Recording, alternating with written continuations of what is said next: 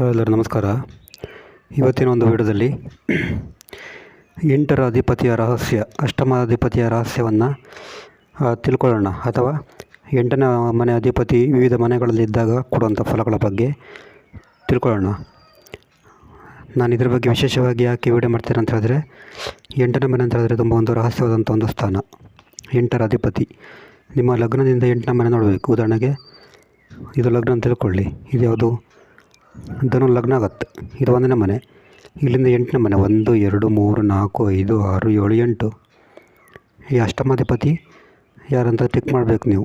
ಅಷ್ಟಮಾಧಿಪತಿ ಎಲ್ಲಿದ್ದಾನೆ ಅಂತ ತಿಳ್ಕೊಂಡ್ರೆ ನಿಮಗೆ ಅಷ್ಟಮಾಧಿಪತಿಯ ರಹಸ್ಯ ನೀವು ತುಂಬ ಡೀಟೇಲಾಗಿ ಹಿಡಿಬೋದು. ಈ 8ನೇ ಮನೆ ಅಂತ ಹೇಳಿದ್ರೆ ತುಂಬ ಒಂದು ಸೀಕ್ರೆಟಿವ್ ಆದಂಥ ಒಂದು ಸ್ಥಾನ, ತುಂಬ ವಿಶೇಷವಾದಂಥ ಒಂದು ಸ್ಥಾನ ಅಂತ ಹೇಳ್ಬೋದು. ಈ 8ನೇ ಮನೆ ಅಧಿಪತಿ ಏನಾದರೂ ಲಗ್ನಕ್ಕೆ ಬಂದರೆ, ಉದಾಹರಣೆಗೆ ಇದು ಧನು ಲಗ್ನ ತಿಳ್ಕೊಳ್ಳಿ. ಇಲ್ಲಿ 8ನೇ ಮನೆ ಅಧಿಪತಿ ಯಾರಾಗ್ತಾರೆ? ಇಲ್ಲಿ ಚಂದ್ರ. ಧನು ಲಗ್ನಕ್ಕೆ 8ನೇ ಮನೆ ಅಧಿಪತಿ ಚಂದ್ರ. ಇಲ್ಲಿ ಚಂದ್ರ ಏನಾದರೂ ಇಲ್ಲಿ ಲಗ್ನದಲ್ಲಿ ಬಂದಾಗ ಅವರು ತುಂಬ ರಹಸ್ಯ ವ್ಯಕ್ತಿತ್ವವಾಗಿರ್ತದೆ. ಯಾರ ಜೊತೆ ಅವರು ಮಿಂಗಲ್ ಆಗಲ್ಲ ಜಾಸ್ತಿ, ತುಂಬ ಸೀಕ್ರೆಟಿವ್ ಆಗಿ ಅವರು ಇರ್ತಾರೆ. ಬಿಹೇವಿಯರ್ ಕೂಡ ತುಂಬ ಸೀಕ್ರೆಟಿವ್ ಆಗಿರ್ತದೆ ಅಂತ ಹೇಳ್ಬೋದು. 8ನೇ ಮನೆ ಅಧಿಪತಿ ಏನಾದರೂ 2ನೇ ಮನೆಗೆ ಬಂದಾಗ, ಇಲ್ಲಿ 8ನೇ ಮನೆ ಅಧಿಪತಿ ಚಂದ್ರ 2ನೇ ಮನೆಗೆ ಬಂದಾಗ ಇವರಿಗೆ ತುಂಬ ರಹಸ್ಯವಾದ ಗಳಿಕೆ ಇರ್ತದೆ. ಇವರ ಗಳಿಕೆಯನ್ನು ನಿಮಗೆ ಊಹಿಸ್ಲಿಕ್ಕೂ ಕೂಡ ಆಗಲ್ಲ. ಅಂದರೆ ಇವರು ಯಾವ ಥರ ಗಳಿಸ್ತಾರಂತ ನಿಮಗೆ ಗೊತ್ತೇ ಆಗಲ್ಲ. ಅಷ್ಟೊಂದು ಸೀಕ್ರೆಟಿವ್ ಆಗಿ ಇರ್ತದೆ ಅವರ ಒಂದು ಗಳಿಕೆ ರಹಸ್ಯ. ನಂತರ 8ನೇ ಮನೆ ಅಧಿಪತಿ ಏನಾದರೂ 3ನೇ ಮನೆಗೆ ಬಂದಾಗ, ಇಲ್ಲಿ ಚಂದ್ರ 3ನೇ ಮನೆಗೆ ಬಂದಾಗ ಅವರು ಉತ್ತಮ ಸಂಪರ್ಕ ಇರ್ತದೆ. ಅವರಿಗೆ ಉತ್ತಮ ಸಂಪರ್ಕ ಇರ್ತದೆ. ನೆಟ್ವರ್ಕ್ ತುಂಬ ಚೆನ್ನಾಗಿರ್ತದೆ. ಬಟ್ ಆ ಸಂಪರ್ಕ ಕೂಡ ಸೀಕ್ರೆಟಿವ್ ಆಗಿ ಮೇಂಟೈನ್ ಮಾಡ್ತಾರೆ ಅವರು. 8ನೇ ಮನೆ ಅಧಿಪತಿ ಏನಾದರೂ 4ನೇ ಮನೆಗೆ ಬಂದಾಗ,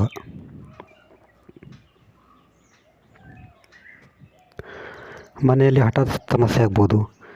ಇವರ ಮನೆಯಲ್ಲಿ ಹಠಾತ್ತಾಗಿ ಏನಾದರೂ ಸಮಸ್ಯೆ ಆಗ್ಬೋದು. ಮನೆಯಲ್ಲಿ ಕೂಡ ಇವರು ತುಂಬ ಸೀಕ್ರೆಟಿವ್ ಆಗಿರ್ತಾರೆ. 8ನೇ ಮನೆ ಅಧಿಪತಿ ಏನಾದರೂ 5ನೇ ಮನೆಗೆ ಬಂದಾಗ ಇವರ ಲವ್ ಅಫೇರ್ ತುಂಬ ಸೀಕ್ರೆಟಿವ್ ಆಗಿರ್ತದೆ. ರಹಸ್ಯದ ವ್ಯವಹಾರ ಇರ್ತದೆ. ಇವರಿಗೆ ಏನಾದರೂ ಲವ್ ಆದರೆ ತುಂಬ ಸೀಕ್ರೆಟಿವ್ ಆಗಿರ್ತದೆ, ಯಾರಿಗೂ ಹೇಳಲ್ಲ ಇವರು. 8ನೇ ಮನೆ ಅಧಿಪತಿ ಏನಾದರೂ 6ನೇ ಮನೆಗೆ ಬಂದಾಗ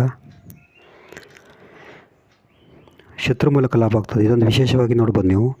8ನೇ ಮನೆ ಅಧಿಪತಿ ಏನಾದರೂ 6ನೇ ಮನೆಗೆ ಬಂದಾಗ ಅವರಿಗೆ ಶತ್ರುಗಳಿಂದ ಲಾಭ ಆಗುವ ಚಾನ್ಸ್ ಇರ್ತದೆ. ಇವರ ಶತ್ರುಗಳು ಕೂಡ ತುಂಬ ಸೀಕ್ರೆಟಿವ್ ರಹಸ್ಯವಾಗಿರ್ತಾರೆ. 8ನೇ ಮನೆ ಅಧಿಪತಿ ಏನಾದರೂ 7ನೇ ಮನೆಗೆ ಬಂದಾಗ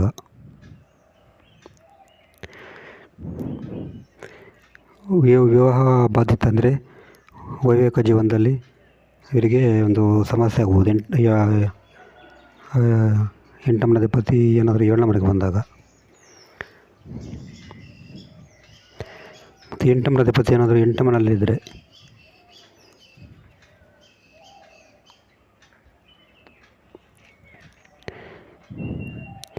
ಇವರಿಗೇನಾದರೂ ಒಂದು ಹಠಾತ್ ಲಾಭ ಆಗ್ಬೋದು, ಆಕಸ್ಮಿಕ ಲಾಭ ಆಗ್ಬೋದು. 8ನೇ ಮನೆ ಅಧಿಪತಿ 8ನೇ ಮನೆಯಲ್ಲೇ ಬಂದಾಗ. 8ನೇ ಮನೆ ಅಧಿಪತಿ ಏನಾದರೂ 9ನೇ ಮನೆಗೆ ಬಂದಾಗ ಅದೃಷ್ಟದಲ್ಲಿ ಏರಿಳಿತ ಆಗುತ್ತೆ. ಇವರ ಅದೃಷ್ಟದಲ್ಲಿ ಏರಿಳಿತ ಆಗ್ಬೋದು, ಅದೃಷ್ಟ ಸರಿಯಾಗಿ ಕೆಲಸ ಮಾಡದೇ ಇರ್ಬೋದು.